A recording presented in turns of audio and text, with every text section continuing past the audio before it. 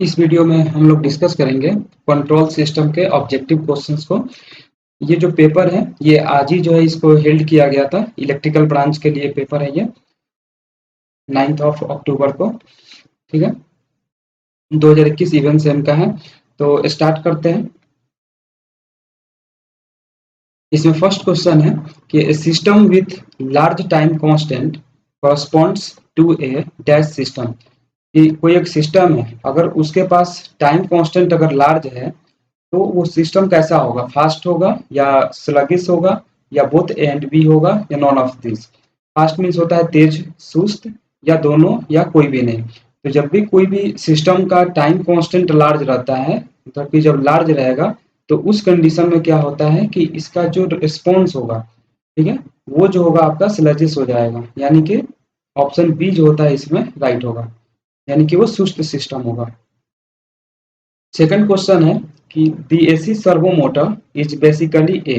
कि जो AC servo motor जो होता है वो क्या होता है बेसिकली, तो ये जो है टू फेज इंडक्शन मोटर होता है। सो ऑप्शन सी जो होता है इसमें राइट होगा। नेक्स्ट क्वेश्चन है कि एरर और activating signal is generated in a. जो एरर या एक्टिवेटिंग जो सिग्नल जो होता है वो जनरेट होता है किसमें, तो ये हमेशा क्लोज लूप सिस्टम में जो है जनरेट होता है। ठीक है, सो ऑप्शन बी जो होता है इसमें राइट होगा। अब जैसे अगर क्लोज लूप सिस्टम का अगर हम ड्रॉ करें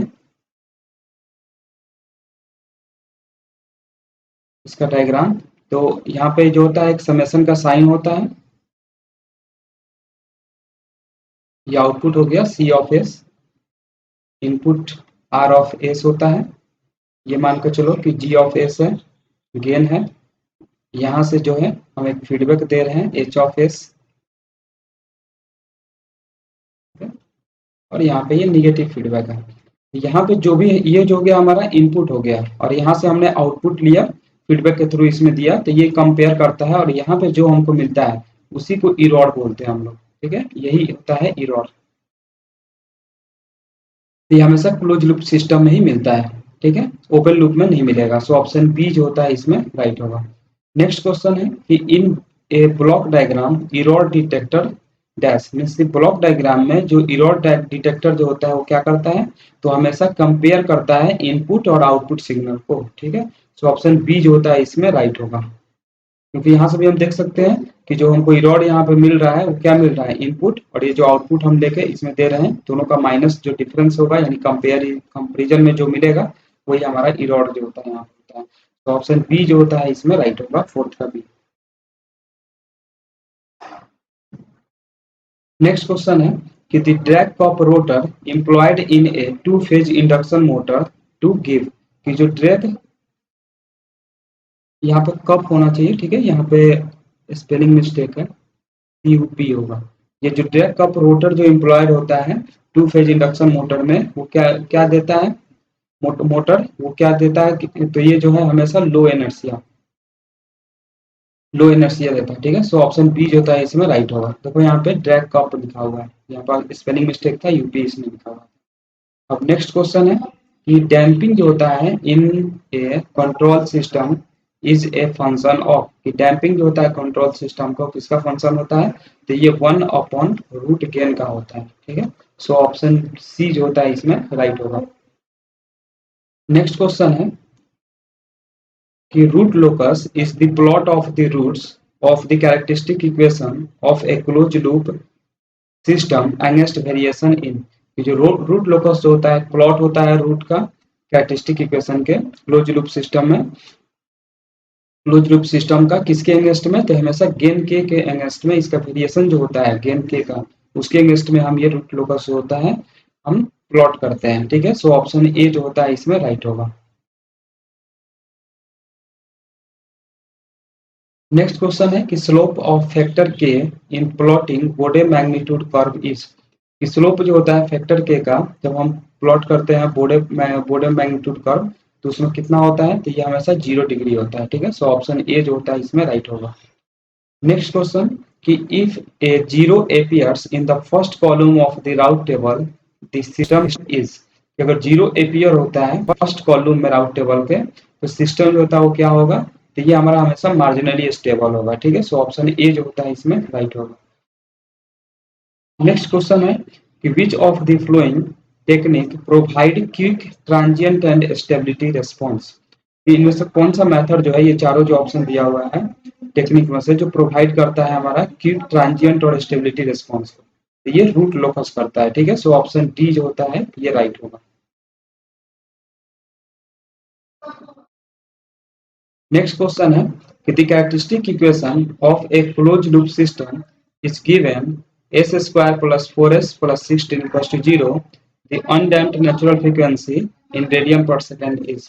एक कैरेक्टरिस्टिक इक्वेशन दिया हुआ है, ये इक्वेशन क्या है, s square plus 4s plus 6 equal to 0।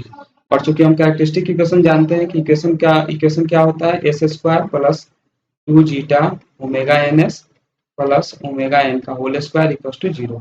ठीक है, यहाँ से अगर हम कंपेयर करेंगे तो हमें पूछा है यहाँ पे अनडैम्प्ड नेचुरल फ्रीक्वेंसी, यानी कि ओमेगा एन स्क्वायर की जगह क्या मिलेगा, यहाँ पे 16 है, 16 है, तो ये 16 जब ओमेगा एन करेंगे तो ये हो जाएगा रूट अंडर 16 और हो जाएगा ये 4 रेडियन पर सेकेंड। ठीक है, सो ऑप्शन इसमें सी देखोगे तो सही है। ठीक है, ऑप्शन सी जो होता है इसमें राइट होगा, 4 रेडियन पर सेकेंड। इसमें अनडैम्प्ड नेचुरल फ्रीक्वेंसी पूछ रहा है तो ओमेगा एन को अनडैम्प्ड नेचुरल फ्रीक्वेंसी बोला जाता है। नेक्स्ट क्वेश्चन है विच ऑफ द फ्लोइंग में रिजल्ट इन इनस्टेबिलिटी प्रॉब्लम। कौन सा इनमें से जो है जिसके कारण जो होता है इनस्टेबिलिटी प्रॉब्लम होता है, तो ये हायर गेन के कारण होता है। ठीक है, सो ऑप्शन डी जो होता है इसमें राइट होगा। नेक्स्ट क्वेश्चन है कि in time domain specification the delay time is the time required for the response to reach. ये टाइम डोमेन स्पेसिफिकेशन में हमारा डिले टाइम जो होता है, एक टाइम रिक्वायर्ड होता है रिस्पॉन्स को पहुंचने के लिए कितना, तो 50% ऑफ फाइनल वैल्यू, यानी कि जो हमारा फाइनल वैल्यू है उसका 50% पहुंचने में जो भी टाइम लगता है उसको हम डिले टाइम बोलते हैं। तो ऑप्शन सी जो होता है इसमें राइट होगा। नेक्स्ट क्वेश्चन है कि if all the root of the characteristic equation lie in the left half s plane then system will win. तो जब कोई भी रूट, जब सारे रूट्स जो होते हैं ना कैरेक्टरिस्टिक इक्वेशन के लाई करते हैं हमारे कहाँ पे, लेफ्ट हाफ साइड में एस प्लेन के, तो उसको हम बोलते हैं स्टेबल। ठीक है, ये लेफ्ट हैंड साइड में मान के चलो दो रूट है या पोल है, तो अगर लेफ्ट हैंड साइड में है तो हमेशा स्टेबल को शो करता है। सो ऑप्शन ए जो होता है इसमें राइट होगा। नेक्स्ट क्वेश्चन है root locus is used to calculate. जो रूट लोकस जो होता है ये यूज किया जाता है कैलकुलेट करने के लिए क्या चीज, तो हमेशा जो है एब्सोल्यूट स्टेबिलिटी को शो करता है। सो ऑप्शन बी जो होता है इसमें राइट होगा। नेक्स्ट क्वेश्चन है कि which of the test signals are best utilize for by the stability analysis. कौन से टेस्ट सिग्नल हैं जिनका बेस्ट यूटिलाइज जो होता है किया जाता है स्टेबिलिटी एनालिसिस में, तो ये हमारा स्टेप जो होता है इसका करते हैं हम। ठीक है, सो ऑप्शन बी जो होता है इसमें राइट होगा। नेक्स्ट क्वेश्चन है the critical value of gain for the system is 40, the system is operating at a gain of 20, the gain margin of the system।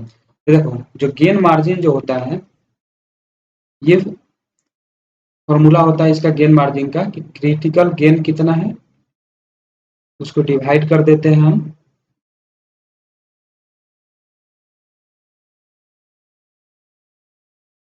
Operating gain से। ठीक है, तो क्या होगा यहाँ पे 40 दिया हुआ है क्रिटिकल गेन, ऑपरेटिंग गेन दिया हुआ है 20, यानी कि जब डिवाइड करेंगे तो ये आ जाएगा 2। ठीक है, लेकिन ये आंसर हमारा जो दिया हुआ है वो डीवी में दिया हुआ है, तो डीवी में चेंज करने के लिए हम क्या करते हैं कि 20, ये गेन मार्जिन जो है रेशियो में आ गया 2। ठीक है, एक नंबर में आ गया, लेकिन अगर मुझे डीबी में इसे कन्वर्ट करना है क्योंकि आंसर जो है हमारा डीबी में दिया हुआ है, तो हम लिखते हैं यहाँ पे 20 लॉग और जो भी गेन मार्जिन है उसको। ठीक है, तो ये हो गया 20 लॉग और यहाँ पे 2 है। ठीक है, तो लॉग 2 का वैल्यू जो होता है ये 0.3 होता है।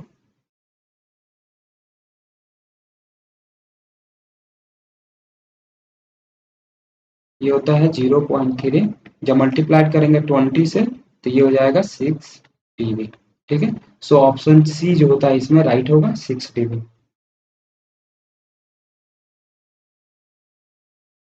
नेक्स्ट क्वेश्चन है कि addition of zero at the origin causes. कि जब हम एडिशन करते हैं, ऐड करते हैं जीरो वो कहाँ पे, ओरिजिन पे, तो उसके कारण क्या होता है, तो आपका ट्रांजिएंट रिस्पॉन्स जो होता है वो इंप्रूवमेंट होता है। ठीक है, सो ऑप्शन ए जो होता है आपका राइट होगा। नेक्स्ट क्वेश्चन है कि multiple signals as input can be used in which system. जो मल्टीपल सिग्नल्स होते हैं इनपुट की तरह किस में यूज किए जाते हैं, कौन से सिस्टम में, तो हमेशा फीडबैक सिस्टम में इसको यूज किया जाता है। ठीक है, सो ऑप्शन ए जो होता है इसमें राइट होगा। नेक्स्ट क्वेश्चन है कि the characteristic equation of a system is given by 3s raised to the power 4 10s cube 5s square plus 2 equals to 0 this system is. तो देखो जब कोई भी अगर कैरेक्टरिस्टिक इक्वेशन दिया रहे और उसमें एक s का टर्म मिसिंग रहे तो डायरेक्ट तुम लिख सकते हो कि ये हमारा अनस्टेबल सिस्टम है। ठीक है, सो ऑप्शन सी जो होता है इसमें राइट होगा। अब इसमें s का देखोगे, देखो s टू द पावर 4 का कोफिशिएंट अगर देखोगे तो 3 है, s टू द पावर 3 का देखोगे तो 10 है, एस टू द पावर 2 का जो है 5 है, लेकिन s to the power n का नहीं है कुछ भी, यानी कि 0 है, इसमें नहीं दिया हुआ है। तो जब कोई भी अगर एस टर्म नहीं हो ना तो डायरेक्ट लिख दो अनस्टेबल, वो सिस्टम हमेशा अनस्टेबल होगा और कोई भी एक एस टर्म मिसिंग है तो। ठीक है, सो ऑप्शन सी जो होता है इसमें राइट होगा। ठीक है, तो इस वीडियो में इतना ही। अगर आपको ये वीडियो अच्छा लगे तो लाइक शेयर एंड सब्सक्राइब करिए। ठीक है, thanks for watching this video.